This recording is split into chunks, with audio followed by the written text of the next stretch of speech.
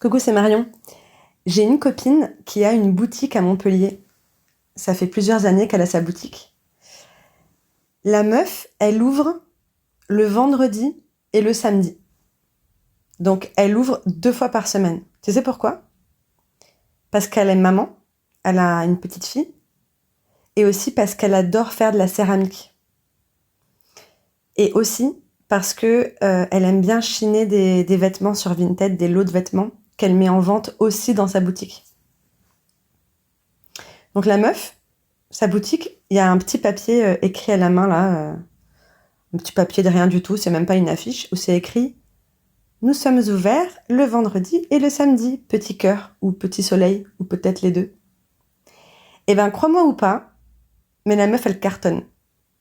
Les gens sont trop contents, le vendredi et le samedi, de pouvoir venir dans la boutique qui, le reste du temps, est fermée. Et ces 2 jours d'ouverture lui permettent d'avoir un chiffre d'affaires suffisant pour se payer sa boutique, payer quelqu'un pour tenir la boutique, parce que la boutique est ouverte 2 jours par semaine, mais mon amie n'y va que 1 jour par semaine, parce que le week-end, elle veut être avec sa famille. Donc, cette histoire, je voulais te la partager, parce que on n'en veut pas au commerce d'avoir des horaires d'ouverture et des horaires de fermeture. Tu vois, dans un cas moins fou, par exemple, tu vas pas aller chez le coiffeur le lundi. Le lundi, le coiffeur est fermé. Les coiffeurs sont fermés la plupart du temps. Donc du coup, tu te dis pas « Ah là là, je voulais aller chez le coiffeur lundi ». Tu vas sur Planity et tu prends rendez-vous chez le coiffeur quand il est ouvert. Si tu as envie de manger un sundae au caramel, mais qu'il est 1h du matin, c'est trop tard, parce que McDo est fermé. Trop tard, fallait y penser avant. Ce sera demain. Ou ce sera pas. Tous les commerces ont des fermetures et des ouvertures, et pourtant ils fonctionnent. McDonald's fonctionne. Ma copine à Montpellier avec sa boutique, elle cartonne. Les coiffeurs fonctionnent. Personne leur en veut. Donc tu as le droit de choisir les horaires d'ouverture de ton entreprise. Tu n'es pas tout le temps ouvert. L'une des premières choses à faire quand on veut sortir le nez du guidon, quand on veut récupérer du temps pour penser clairement, pour prioriser ses actions, pour faire autre chose que de l'opérationnel client et prendre un petit peu de hauteur ou, au contraire, travailler en sous-marin sur des tâches de fond qui vont faire avancer ton business.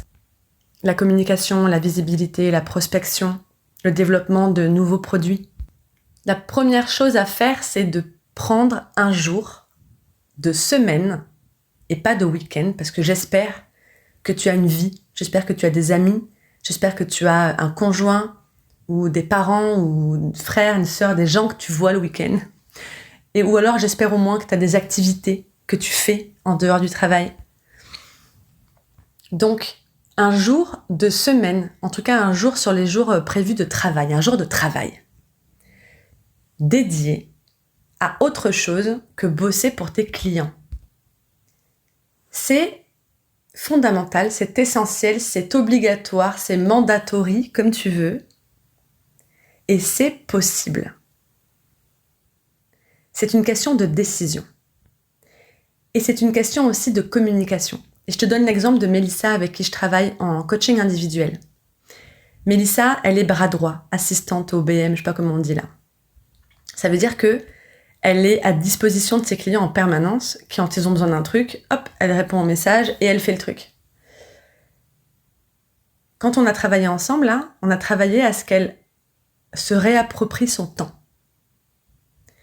Donc ce qu'elle a décidé de faire, c'est de consacrer le mardi à faire avancer ses projets de son entreprise. Qu'est-ce qu'elle a fait ? Elle a écrit un email à ses clients. Elle a dit « Désormais, je ne travaillerai plus pour vous le mardi, et si vous m'écrivez le mardi, je ne répondrai pas. » Réponse de ses clients « Merci, c'est noté. Trop bien pour toi, genre. » Tout le monde a trop bien réagi. Elle a informé de ses horaires d'ouverture et de fermeture. Tout le monde a bien réagi. Et elle, depuis, elle est trop contente parce que du coup, elle a protégé son temps de travail sans négliger la relation client. Elle a décidé des heures d'ouverture et de fermeture, des heures de réponse et de non-réponse. Elle a informé avec un mail. Ma copine qui a sa boutique à Montpellier, elle a écrit un petit papier au stylo bic sur sa porte de la boutique. Elle informe les gens. Et les gens s'ajustent, les gens s'adaptent. Les gens, ils ont autre chose à faire dans leur vie que de ruminer dans leur coin. Ouais, elle est plus ouverte tout le temps. C'est pas cool. Je lui en veux. Ils s'en foutent en fait. Ils ont une information, ils font avec. Voilà, donc ceci est l'invitation à choisir les heures d'ouverture et de fermeture au public de ton entreprise et d'informer le public de ces nouveaux horaires.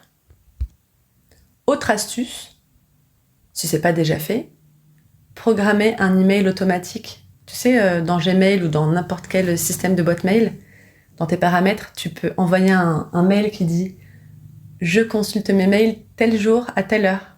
Bien reçu. » Informe. Prends une décision et informe les gens. Je te jure, ça va bien se passer. Je ris parce que c'est tellement simple. C'est tellement simple en fait de reprendre le pouvoir sur son temps. Ça part d'une décision. Dis-moi en commentaire de cet épisode ou en note vocale sur Instagram marion.arnaud, quels sont les nouveaux horaires d'ouverture et de fermeture de ton entreprise? Qu'est-ce que tu vas décider? Qu'est-ce que tu vas mettre en place? Ou alors peut-être, pourquoi est-ce que c'est si difficile pour toi de le faire? J'ai hâte d'en parler avec toi. À plus!